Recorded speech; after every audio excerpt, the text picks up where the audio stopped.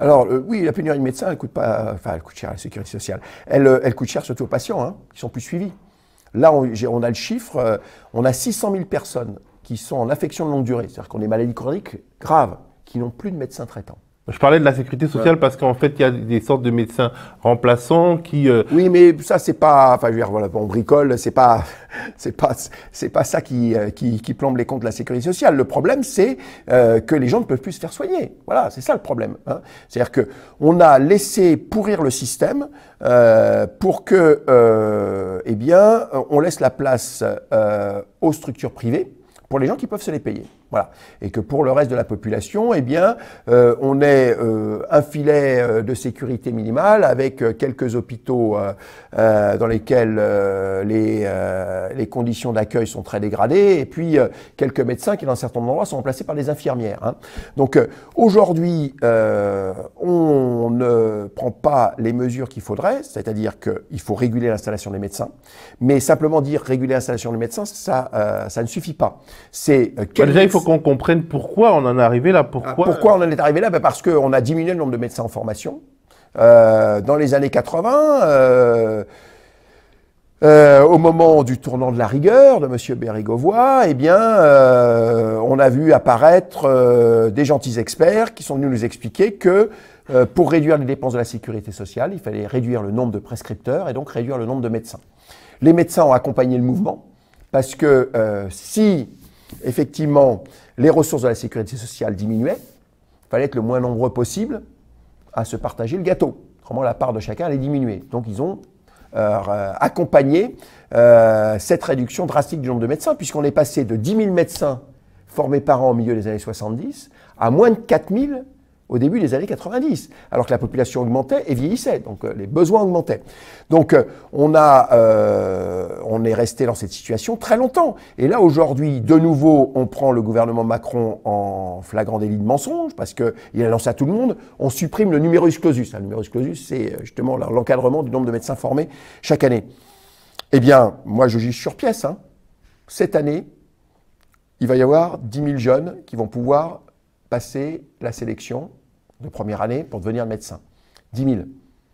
C'est-à-dire qu'on rattrape à peine le nombre de médecins formés au milieu des années 70. Depuis les années 70, la population a augmenté de 20%, elle a vieilli et les besoins ont augmenté. Donc c'est une catastrophe. Et qu'est-ce qu'on propose aujourd'hui? Comme dans l'Orne, dans les départements les plus défavorisés, comme on n'a plus de médecins à mettre dans les véhicules du SAMU, on met une infirmière, par défaut. Mais je veux dire, ça veut dire quoi ça? Je ne sais pas être dévalorisant pour l'infirmière, mais enfin, je veux dire, elle n'a pas la même formation qu'un médecin, et donc forcément, il va y avoir ce qu'on appelle pudiquement une perte de chance pour un certain nombre de patients. Et une perte de chance, ce sont des décès évitables. Donc voilà, donc aujourd'hui, il y a besoin de changer radicalement les choses, c'est-à-dire de dire aux gens que l'on forme, que clairement, on va vers une autre forme de médecine, c'est-à-dire que c'est plus la médecine libérale. Elle arrive au bout du rouleau là, hein, c'est plus la liberté d'installation, ce qu'on appelle la rémunération à l'acte, hein, je vais voir le médecin, je paye 25 €, non, c'est des centres de santé avec des médecins salariés qui sont en lien avec des hôpitaux, c'est-à-dire qu'on ne sépare pas l'hôpital et la médecine de ville. On regarde les besoins sur un territoire, c'est pas les territoires vus d'avion par les technocrates, c'est les territoires de vie. Un territoire, c'est un hôpital auquel on a accès en voiture en moins de 30 minutes. C'est ça, hein, la sécurité pour les patients.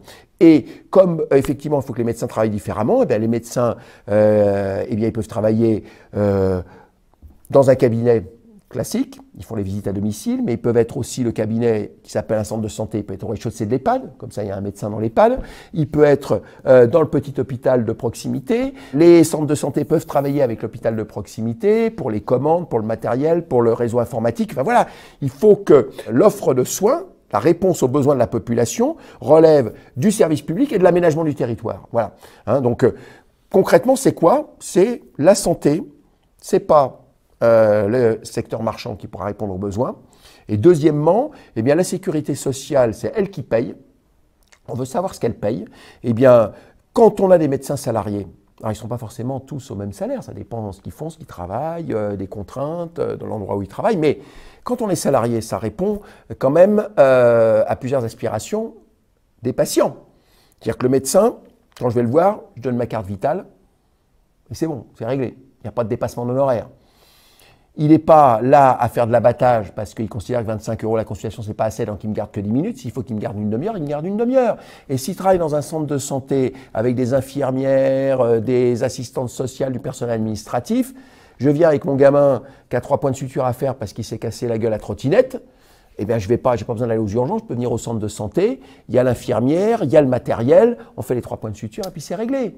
Voilà. Donc, c'est du bon sens. Alors, forcément, ça bouscule quand on dit on va vers la fin de la médecine libérale. Sauf que, aujourd'hui, quand on regarde les jeunes médecins, il y a un changement sociologique majeur chez les médecins aujourd'hui.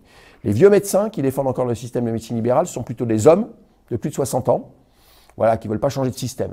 Les jeunes, pour quasiment les 2/3, ce sont des jeunes femmes et qui voient très bien la différence entre un travail dans une structure collective salariée et puis gérer sa petite entreprise qui a un cabinet libéral. Voilà. Et c'est pas la même protection sociale aussi pour le congé de maternité, etc. Et puis, quand on travaille en équipe, eh bien, à certains moments de sa carrière, si on a besoin de consacrer un peu plus de temps à sa famille, eh bien, on prend un temps partiel, mais ça ne nuit pas à l'offre de soins globale parce que les collègues remplacent. Et puis, 10 ans après, on revient à temps plein. Enfin, voilà, il y a plein de solutions aujourd'hui et ça nécessite réellement qu'il y ait un vrai débat sur ce qu'on veut pour le système de santé. Alors, il y a une originalité dont tu as parlé. L'université de Zagreb, si j'ai bien compris, a créé une sorte de département. C'est un projet. Alors, c'est assez amusant parce que hier, alors c'est aujourd'hui qu'il y aura les déclarations, mais hier, le Premier ministre a annoncé qu'il ferait des déclarations avec peut-être la réponse à ce qu'on demande depuis maintenant presque 20 ans. Alors, cet entretien est tourné le mardi 22 février. Voilà, le mardi 22 février. Peut-être qu'il va annoncer qu'on va ouvrir une fac de médecine à Orléans, parce que c'est un scandale.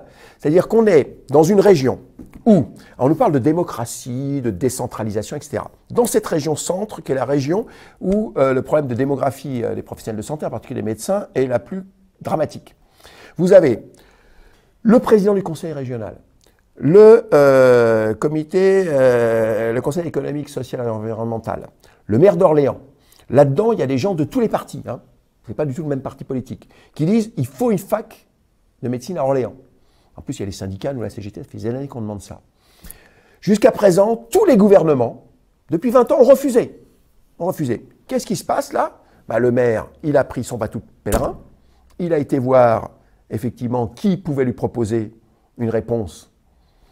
Il a trouvé l'université de Zagreb qui était prête à ouvrir une antenne à Orléans. Oui, Zagreb en Croatie.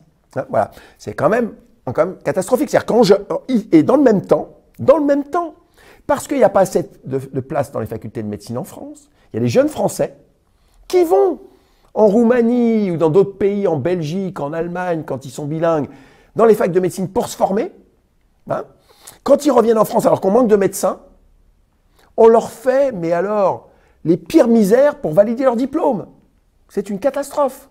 Voilà, c'est-à-dire qu'on crée et on entretient la pénurie parce qu'on est dans une logique de transformation de notre système de santé.